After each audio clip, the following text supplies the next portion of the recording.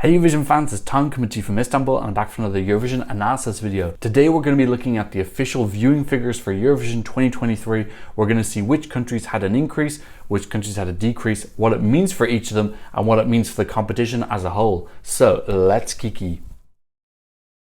Okay, so just to explain where this video came from, this was initially going to be part of my Eurovision news update, which I posted yesterday. But because it was taking up around half the video, I thought actually it might be better to do it as a separate video in itself. So because this video was filmed yesterday, there's going to be a small costume change. I'm going to initially speak about Italy and their numbers, and then I'll go through everyone else. And then it'll be back to me in the present talking about what this means for the competition. So let's go to me in a tank top.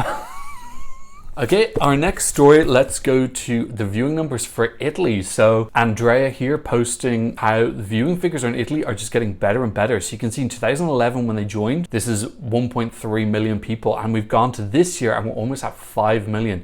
Now obviously it's a drop from last year because they hosted last year. We always see that there's a small spike in viewership of the host country because they want to see their own competition. We saw that with the Netherlands, we saw it with the UK this year. So that small drop in Italy is going to be compensated with by the rise in the UK. It's still a rise on 2021, which is the last year they weren't hosting. So yeah, this is really great to see. It's getting more and more popular. They're sending their best artists every year. So that's why people are getting invested, but I really like it. One of the main complaints that I heard from people who went to Turin was that there wasn't a huge buzz in the city about Eurovision. Like when you left the stadium, there weren't that many things hanging up. It didn't really feel like people were totally getting into it. So I think that's something that could gradually change as Italian people get more and more into it. Obviously, families watching it together, children, they're growing up with this as part of their childhood and then they pass that on, etc. So it could also be partially due to the fact that it's only been 12 years, it's building up popularity. It might just take a few more generations until it really gets engraved into being a serious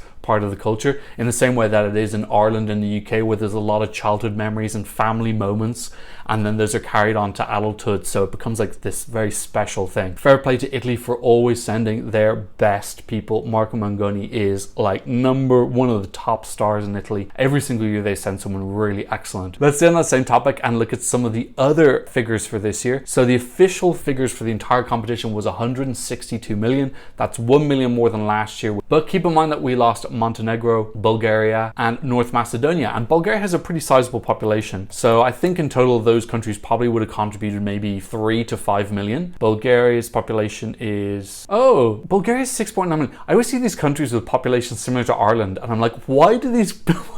You just assume because their Eurovision results are better that they're just like bigger countries. No, Bulgaria, their population's dropping as well. If there's any Bulgarians here, can you please explain to me why has the population dropped from 9 million down to 6.8 million? Presume that's due to emigration. Serbia as well, 6.8 million. That's crazy. Again, why are all these... Finland's the same population as Ireland as well. Sweden's a little bit more. All these countries are the same size as us, just like way, way, way, way better than us. I just don't. I can't. Blood pressure. Okay, let's go through some of the viewing figures and look. So we had a small drop from Australia. Austria's doubled, possibly due to qualification. Obviously, they didn't qualify the last 3 years. Belgium up as well, so that's a nice healthy growth. Really great to see that Croatia almost tripling. That's really cool. And I said earlier in previous videos that I've never seen so much interest in the Croatian entry. I do my Croatian video every single year, and I know roughly how many people watch it. This year, I had like 30 times more people watching my Croatian review video. Just so nice to see people energized. I love this entry in the end. It got a lot of criticism for being a joke entry. It's not. These guys are awesome. They did a great show. Love their visuals. I think they added so much to the final. I really hope that this energizes Croatia and they'll start thinking outside the box. Not that they're sending similar things every single year, but kind of stepping away from like just kind of basic pop and just giving us a little bit more. So yeah, really cool to see that. Cyprus almost doubling as well, possibly due to not qualifying last year. Czechia, still, this is what I was talking about with Czechia, really, really low numbers. You can see almost the same as Cyprus, despite the fact that Czechia has 10.5 million. Look, at least it's an increase, at least it's going up. 28% growth, I'll take that. It's still super low numbers. Denmark down 30%, and they didn't qualify last year either, so that's a little bit worrying. Really, I spoke about it in my semi-final number 2 video. Look, Denmark's in a little bit of trouble right now. Estonia also dropping a little bit as well. I'm not sure what the reason for that is because they obviously qualified again. Finland viewership going up a lot, obviously obviously really in contention to win. Yeah, I think almost everyone in Finland was watching that. France going up, that's good to see. Again, of the big five, France's numbers are probably some of the lowest. I always get the impression as well that the French general public just don't have the same passion for Eurovision that UK and Germany, etc. do. So, and we see as well Italy's growing. So France is now one of the ones with the lower numbers. I still feel like maybe France needs to sound like a big star or something like that to maybe just keep building up that popularity within the country. Germany going up by 10%. Again, Lord Lost was really popular this year. Greece going down. I felt like the Greek community was just so quiet this year. Usually you hear so much. The Greeks are really super passionate about Eurovision. Just a lot more silence this year. I felt maybe they were a tiny bit disenfranchised with the selection this year. So hopefully Greece can turn things around and qualify again next year. Iceland up 20 quarter. Iceland are amazing. They didn't even qualify. I actually heard that the viewing figures for Iceland were 98%. I'm not going to give you another Iceland love letter. You've heard enough of them. Ireland going up 18%. This is what I said. People are so used to not qualifying, it doesn't even matter anymore. You see most other countries don't qualify, their viewership goes down. Ours goes up because there's no pressure from the public on RTE. When their viewing figures aren't even going down, what incentive is there for them to qualify? If they don't qualify, they still get all the ad revenue, but they don't have to worry about accidentally winning. Will never happen, but they think it can happen. Israel going up almost 5 times. That's from sending Noah Krell. Now, obviously last year as well, they didn't qualify, so you need to factor that in a little bit as well. But yeah, almost 5 times more. By the way, thank you to Eurovision World for compiling these numbers. Very useful website. Not sponsored, but very useful. Italy, as I already spoke about earlier. Lithuania only up 2%. Okay, that's still very good viewing figures considering the population of the country. I think it's 2.8 million in Lithuania. So that's a huge share of people watching. Netherlands down 40%. That's a little bit sad. There was so much furore in the media about what was going on. So I think that negativity maybe had an impact on bringing the numbers down. Norway down 13%. I'm not entirely sure why that is. Poland down 7%. Again, Polish numbers not great either considering the size of Poland. The Polish numbers are a little bit low, but you can still see they're kind of competitive with France despite what's Poland's population. Maybe like it's 60% of the population of France and they've got similar numbers. Portugal up 5%. Serbia's numbers are a little bit down. Now, obviously they had some absolute tragedies in Serbia and there was a period of mourning, so that could influence the results a little bit. Slovenia up 3 times. So again, didn't qualify last year, we need to factor that in, but it's very similar effect to Noah Krell in that sending a big star, people are more interested. They want to see this person represent them and potentially do very well. So great to see interest in Slovenia going up.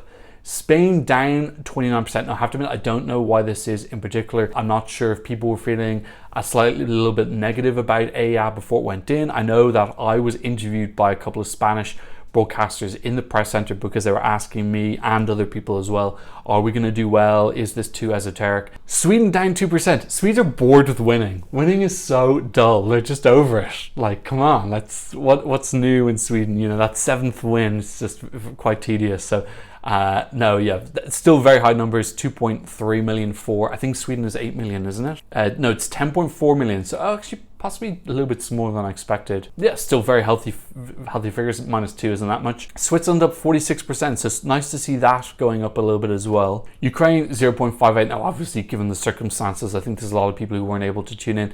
And then finally, UK.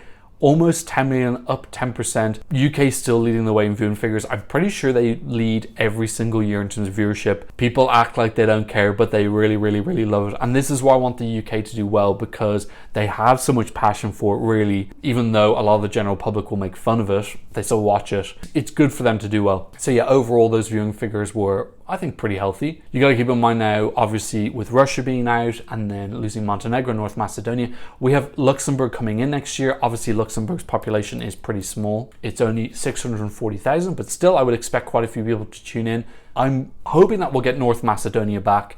I don't know about Montenegro and Bulgaria. I haven't really heard anything from them. If you're from Montenegro or Bulgaria, please let me know if you have any news or updates about that.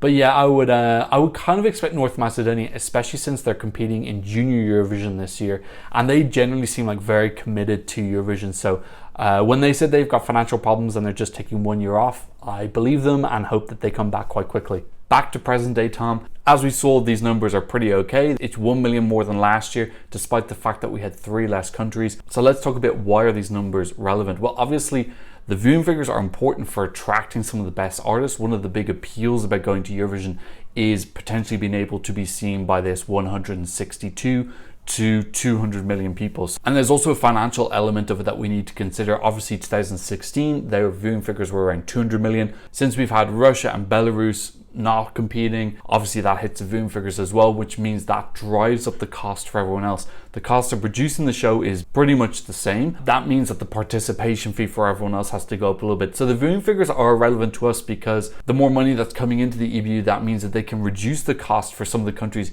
who find it financially difficult to come to Eurovision. That's why I thought the rest of the world vote this year was very good. I don't know what the official numbers were, but hopefully that brought them in a couple of extra revenue streams. So look, we do need to keep in mind that Eurovision is a business and they do need to make numbers meet, and when they don't make numbers meet, we can see the effect it has on those 3 countries who had to withdraw because they can't afford these increased prices. So it does have a relevance to us. So I'm glad to see that in the majority of countries it looks like there was growth. Maybe the EBU will have to look into expanding this even further. I'm still not sure why Eurovision is geo-blocked in the States, because that to me seems like a very good market. There's lots of American YouTube reactors who really enjoy Eurovision, so maybe making it more accessible on different platforms is another way for them to monetize and have some extra income coming in. In any case, I'm pretty happy with those numbers. I hope that the EBU has a little bit more money coming in so they can reduce those participation fees so that we get North Macedonia, Montenegro and Bulgaria back next year, and hopefully Bosnia at some point in the future. Obviously Bosnia has some debts